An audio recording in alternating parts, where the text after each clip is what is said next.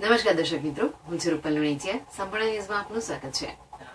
ડીસાના ભોયણ ગામે આવેલી શેત્રુંજય સોસાયટીમાં ચોરો ચોરીની ઘટનાને અંજામ આપી રહ્યા છે. રાત્રિના સમયે વારંવાર તસ્કરો ચોરીની ઘટનાને અંજામ આપતા શેત્રુંજય સોસાયટીના રહીશોમાં ભયનો માહોલ જોવા મળી રહ્યો છે. આ બાબતે ડીસા તાલુકા પોલીસના સ્થાનિક લોકોએ અનેકવાર રજૂઆત કરી હોવા છતાં આજ દિન સુધી એક પણ ચોરીની ઘટનામાં પોલીસ દ્વારા કોઈ જ કાર્યવાહી કરવામાં આવી નથી, જેથી સ્થાનિક લોકોમાં પોલીસ સામે રોષ જોવા મળી રહ્યો છે. બનાસકાંઠા જિલ્લામાં શિયાળાની કડકડતી ઠંડીની શરૂઆત થતાની સાથે ચોર ટોળકી સક્રિય બની અને જિલ્લામાં એક બાદ એક નાની મોટી અનેક ચોરીઓની ઘટનાઓને ચોર ટોળકી અંજામ આપી રહી છે.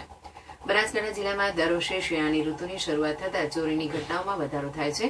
અત્યારે શિયાળાની શરૂઆત થતાં જ બનાસકાંઠા જિલ્લામાં મંદિર, રહેણાંક, મકાનો અને વાહનોની એક બાદ એક ચોરીની ઘટનાઓ સામે આવી રહી છે. ત્યારે ડીસા તાલુકાના ભોયણ ગામે આવેલ શેત્રુંજય સોસાયટીમાં રહેતા છેલ્લા 15 દિવસથી ચોર ટોળકી સક્રિય બની છે અને 15 દિવસમાં શેત્રુંજય સોસાયટીમાં 2 ઇકો ગાડીની ચોરી થઈ હોવાની ઘટના સામે આવી છે.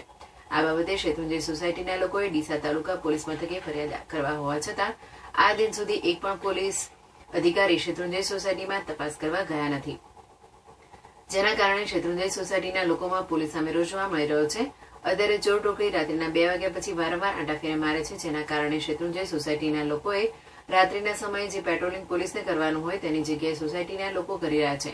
લોકોનું કહેવું છે કે વારંવાર બનતી ચોરીની ઘટનાને લઈ અમારે રાત્રિના સમયે ચોકી કરવી પડે છે, કારણ કે આ વિસ્તારમાં મોટેભાગે મજૂર વર્ગના લોકો વસવાટ કરે છે અને આ રીતે વારંવાર ચોરીની ઘટના બને તો આ મજૂર વર્ગના પરિવારને પોતાના ઘરનું ગુજરાન કઈ રીતે ચલાવવું તે એક મોટો પ્રશ્ન ઉભો થઈ રહ્યો છે. આજે શેત્રુંજય સોસાયટીમાં મહિલાઓ અને પુરુષો મોટી સંખ્યામાં એકત્રિત થઈ અને પોલીસ સામે રોષ વ્યક્ત કરતા જણાવ્યું હતું કે છેલ્લા 2 વર્ષથી વારંવાર વાહનોની ચોરીની ઘટનાઓ બને છે. પોલીસ માત્ર ફરિયાદ લે છે, પરંતુ પોલીસ દ્વારા કોઈ જ કાર્યવાહી કરવામાં આવતી નથી. ત્યારે રાત્રિના સમયે હવે પોલીસની જગ્યાએ શેત્રુંજય સોસાયટીના લોકોએ જાતે જ ચોકી કરવા મજબૂર બનવું પડ્યું છે. ત્યારે હાલ તો આ સોસાયટીના લોકો માંગ કરી રહ્યા છે કે તાત્કાલિક ધોરણે આ ચોર ટોળકીને ઝડપી પાડવામાં આવે.